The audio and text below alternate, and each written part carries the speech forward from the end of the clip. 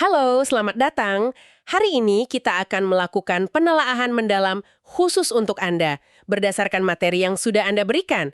Di sini ada banyak sekali ya. Ada catatan seminar, slide dari Profesor Anna Manzano, panduan dari British Sociological Association, bahkan ada kutipan buku dari Oliver. Dan semuanya mengerucut ke satu topik krusial, etika penelitian. Benar sekali. Oke, mari kita bedah ini. Catatan Anda menyebutkan kalau formulir etika akan segera datang. Jadi misi kita, mempersiapkan Anda. Ini bukan cuma soal mencentang kotak-kotak di formulir aja kan? Tentu bukan. Kita mau gali lebih dalam, dari prinsip-prinsip besar sampai, dilema praktis yang mungkin nanti bikin pusing di lapangan. Nah, yang penting untuk diingat dari awal itu gini. Etika itu bukan rintangan yang menyebalkan. Oke. Anggap aja ini fondasi dari penelitian yang baik. Tujuannya bukan cuma melindungi partisipan Anda, tapi juga melindungi Anda sebagai peneliti. Ini semua tentang membangun kepercayaan dan memastikan pekerjaan Anda punya integritas. Nah, saya lihat semua sumber ini penuh dengan aturan ya. Ada informed consent, kerahasiaan, dan sebagainya. Tapi jujur aja, kalau dibaca gitu aja rasanya agak kering. Di slide Profesor Manzano, ada beberapa contoh sejarah yang cukup mengerikan. Mungkin kita bisa mulai dari sana ya, biar kita benar-benar paham kenapa aturan-aturan ini ada. Tentu, itu cara terbaik untuk memahaminya. Aturan-aturan ini kan nggak muncul begitu saja dari ruang hampa. Mereka lahir dari tragedi. Contoh paling fundamental mungkin pengadilan kejahatan perang Nuremberg setelah Perang Dunia Kedua. Nuremberg, oke. Tak terbayangkan pada tahanan kamp konsentrasi. Eksperimen seperti apa itu? Sangat brutal. Mereka dengan sengaja menularkan penyakit mematikan seperti malaria dan tifus. Loh, untuk apa? Hanya untuk menguji vaksin baru. Mereka juga membekukan orang hidup-hidup untuk mempelajari hipotermia atau menempatkan mereka di ruang bertekanan rendah. Seringkali sampai menyebabkan kematian yang sangat menyakitkan. Dan yang paling penting, semua ini dilakukan tanpa persetujuan sama sekali dari para korban. Tanpa persetujuan, mengerikan sekali. Jadi, dari kengerian itu lahirlah sesuatu yang positif? Tepat. Pengadilan itu langsung menghasilkan apa yang kita kenal sebagai Kode Nuremberg tahun 1947. Ini dokumen pertama yang menetapkan prinsip etis untuk penelitian pada manusia. Dua ide utamanya, yang sekarang jadi standar, lahir dari sini.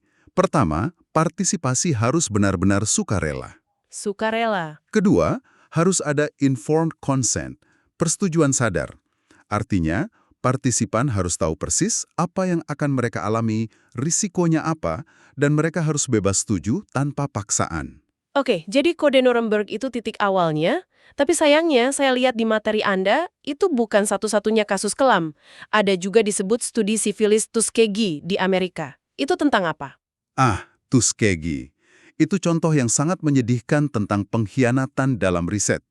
Selama 40 tahun, dari 1932 sampai 1972, peneliti pemerintah AS mengamati ratusan pria Afrika Amerika miskin di Alabama yang menderita sifilis. Mereka bilang sedang memberikan pengobatan gratis. Padahal, mereka sama sekali tidak mengobati para pria itu. Tunggu, jadi mereka cuma nonton penyakitnya berkembang gitu aja? Benar. Bahkan ketika penisilin ditemukan sebagai obat yang sangat efektif untuk sifilis di tahun 40-an, para peneliti ini dengan sengaja menahan pengobatan itu. Sengaja? Sengaja, mereka ingin melihat dampak jangka panjang penyakit itu kalau tidak diobati, sampai partisipannya meninggal dan diotopsi. Ini penipuan yang sistematis dan rasis. Itu sulit dipercaya. Dan bahkan di zaman yang lebih modern, masalah ini terus muncul kan? Di slide ini juga ada eksperimen penjara Stanford. Iya. Dan bahkan studi emosi Facebook tahun 2014, di mana mereka memanipulasi newsfeed ratusan ribu pengguna tanpa kita sadar. Betul sekali. Eksperimen Stanford menunjukkan betapa cepatnya orang bisa mengalami tekanan psikologis parah. Dan studi Facebook menunjukkan betapa mudahnya data kita dimanipulasi.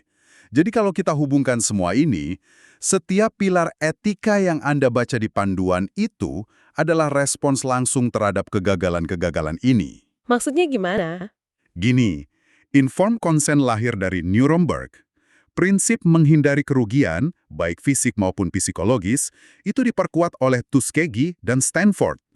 Tuntutan kerahasiaan jadi semakin krusial setelah kasus seperti Facebook itu. Jadi saat Anda mengisi formulir etika itu nanti, ingatlah bahwa setiap pertanyaan di sana adalah gema dari salah satu skandal ini. Oke, itu memberikan perspektif yang sangat kuat. Jadi kita paham sejarahnya yang kelam. Tapi kan itu kasus-kasus ekstrim. Kalau untuk riset sehari-hari yang akan Anda hadapi, dilemanya seperti apa?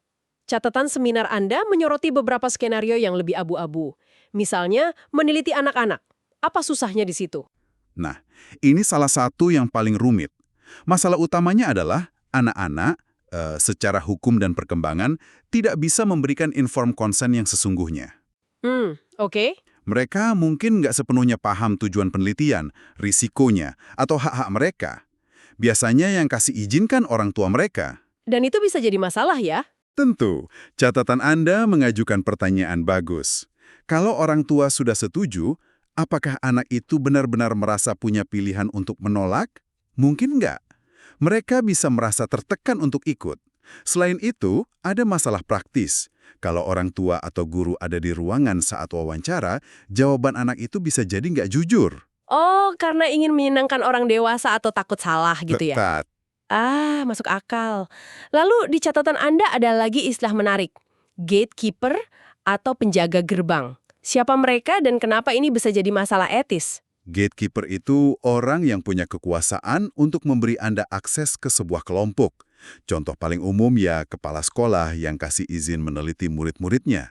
Atau manajer yang izinkan Anda wawancara karyawannya. Oke. Tanpa izin mereka, penelitian Anda nggak bisa jalan. Kedengarannya praktis, tapi apa risikonya? Risikonya adalah bias.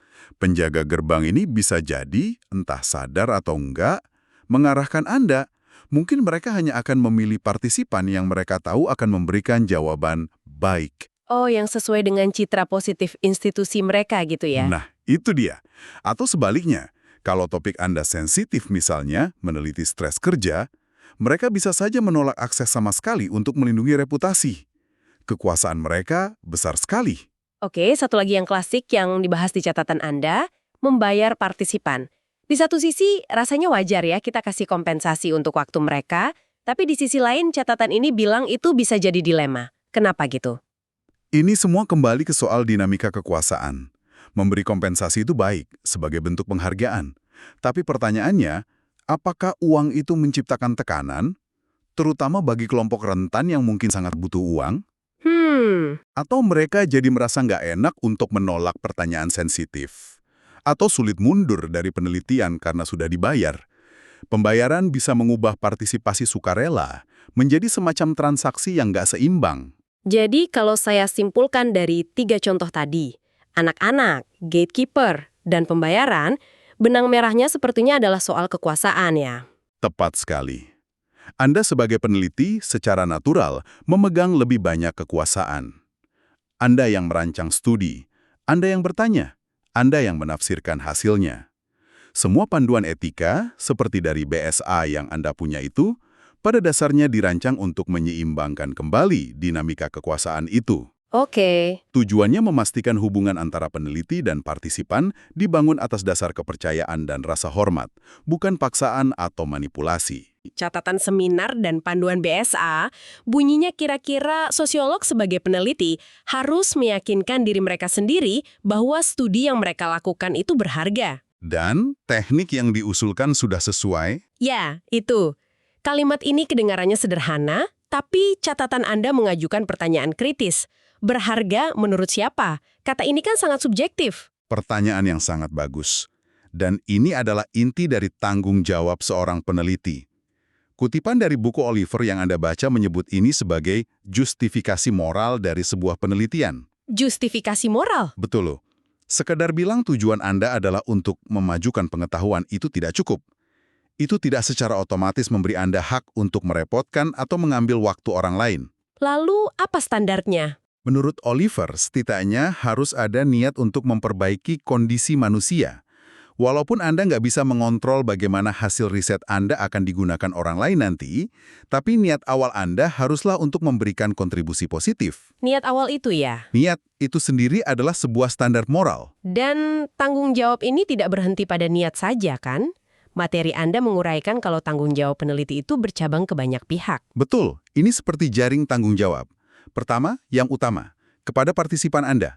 Jangan merugikan, hargai mereka. Kedua, kepada institusi Anda, seperti universitas. Jujur tentang batasan penelitian. Ketiga, kepada komunitas akademik. Lakukan penelitian yang cermat untuk jaga reputasi. Dan terakhir, kepada publik. Terutama jika penelitian Anda didanai publik, ada tanggung jawab untuk menyajikan temuan Anda dalam bahasa yang bisa mereka pahami. Jadi pertanyaan apakah ini berharga sebenarnya memaksa kita untuk memikirkan semua pihak ini ya? Bukan cuman apakah ini akan jadi skripsi yang bagus? Tepat. Pertanyaan itu memaksa kita berpikir, kontribusi nyata apa yang diberikan oleh pekerjaan ini, dan untuk siapa? Oke, ini makin dalam dan rumit. Dan sepertinya kerumitan itu nggak berhenti di situ. Slide Profesor Manzano menyinggung bahwa penelitian tidak terjadi di ruang hampa. Etika bisa dengan cepat menjadi isu politik. Contoh yang diberikan adalah penelitian tentang hak-hak transgender. Apa maksudnya etika jadi politis di sini? Maksudnya, ketika sebuah topik penelitian menjadi medan pertempuran politik di masyarakat, implikasinya bagi peneliti dan partisipan jadi sangat nyata. Untuk riset hak transgender misalnya, komite etika akan jauh lebih ketat. Peneliti harus memikirkan protokol keamanan ekstra. Keamanan fisik maksudnya? Bisa jadi. Bukan lagi cuma soal anonimitas data di komputer, tapi bisa jadi soal keamanan fisik partisipan yang mungkin jadi target pelecehan jika identitasnya terungkap. Dan risikonya juga bisa sangat personal bagi penelitinya ya. Di materi Anda ada 2 kasus yang cukup ekstrim. Bisa Anda jelaskan kasus Matthew Hedges? Tentu. Matthew Hedges adalah mahasiswa PhD dari Inggris. Tahun 2018, dia melakukan penelitian lapangan di Uni Emirat Arab untuk disertasinya. Oke. Tiba-tiba, dia ditangkap, dituduh sebagai mata-mata untuk pemerintah Inggris, dan dijatuhi hukuman penjara seumur hidup. Apa? Hanya karena melakukan wawancara untuk PhD? Tepat. Bagi dia dan universitasnya, itu kegiatan akademik normal. Tapi, bagi negara yang dia teliti, itu dianggap sebagai spionase. Dia akhirnya diampuni setelah ada tekanan diplomatik, tapi kasusnya jadi pengingat yang mengerikan. Gila. Lalu ada kasus lain yang disebut Rick Scares. Kasusnya berbeda ya? Sangat berbeda, tapi sama-sama menyoroti risiko. Rick Scares ini mahasiswa PhD di AS yang meneliti aktivisme lingkungan radikal. Dia diinterogasi oleh Dewan Juri Federal yang minta dia menyerahkan semua catatan lapangan dan nama narasumbernya. Lalu? Scares menolak. Dia beralasan sudah berjanji akan menjaga kerahasiaan penuh kepada para aktivis yang dia wawancarai. Dan apa yang terjadi padanya? Karena penolakannya itu, dia dipenjara selama 159 hari karena dianggap menghina pengadilan. Dia tetap teguh pada prinsipnya, tapi dia harus membayar harga yang sangat mahal. Jadi dia dipenjara karena menepati janji etisnya kepada partisipan? Ini benar-benar membuka mata. Dan disinilah letak salah satu wawasan paling penting dari semua materi Anda. Kedua kasus ini menunjukkan batas dari jaminan etis yang kita berikan. Kita sering dengan mudah bilang, semua yang Anda sampaikan akan dirahasiakan. Tapi, seperti yang dinyatakan secara eksplisit dalam panduan BSA yang Anda miliki, data penelitian itu tidak punya hak istimewa hukum. Loh maksudnya? Data itu bisa diminta oleh pengadilan. Janji kerahasiaan kita tidak absolut. Wah, jadi apa yang harus kita katakan kepada partisipan? Secara etis, kita harus jujur tentang batasan itu. Saat minta informed consent, kita harus bilang, saya akan melakukan semua yang saya bisa untuk melindungi identitas Anda, tapi Anda harus tahu bahwa dalam situasi hukum yang sangat ekstrim, ada kemungkinan saya dipaksa oleh hukum untuk menyerahkan data ini. Ini mengubah cara kita memandang kerahasiaan kan? Sangat. Dan ini menunjukkan betapa pentingnya diskusi mendalam dengan pembimbing saat mengisi formulir etika. Ini bukan sekedar administrasi, tapi strategi untuk mengantisipasi dan memitigasi resiko serius. Jadi apa artinya semua ini? Setelah kita bedah semua materi Anda, ada beberapa hal yang benar-benar menonjol. Pertama, jelas sekali bahwa etika itu bukan tugas sekali jadi yang selesai saat formulir disetujui. Ini proses yang terus-menerus. Betul, ini adalah dialog yang berkelanjutan dengan diri sendiri, dengan partisipan, dan dengan prinsip-prinsip disiplin ilmu. Kedua, inti dari semuanya sepertinya adalah soal menavigasi kekuasaan secara sadar dan menghormati martabat orang yang kita teliti. Seperti yang kita diskusikan tadi, peneliti itu punya kuasa, dan etika adalah cara kita menggunakan kuasa itu secara bertanggung jawab. Ini tentang melihat mereka sebagai manusia seutuhnya, dengan segala kompleksitasnya, bukan hanya sebagai sumber data. Dan yang ketiga, tanggung jawab kita ternyata jauh lebih luas dari sekedar mengumpulkan data, meluas ke komunitas, ke disiplin ilmu kita, dan ke masyarakat luas. Benar sekali. Cara kita melaporkan temuan sama pentingnya dengan cara kita mengumpulkannya. Dan mungkin untuk menutup, ada satu ide lagi dari catatan seminar Anda yang bisa jadi bahan renungan. Catatan itu membahas konsep pemberdayaan, terutama saat bekerja dengan kelompok yang terpinggirkan. Pemberdayaan itu artinya memastikan suara mereka diperkuat, bukan hanya diambil sebagai data untuk kepentingan kita. Jadi, pertanyaan terakhir untuk Anda renungkan, yang melampaui sekedar kepatuhan etis adalah ini. Bagaimana proses penelitian Anda sendiri bisa menjadi sebuah tindakan pemberdayaan bagi komunitas yang Anda pelajari, memastikan mereka bukan lagi sekedar objek penelitian, tetapi mitra dalam penciptaan pengetahuan?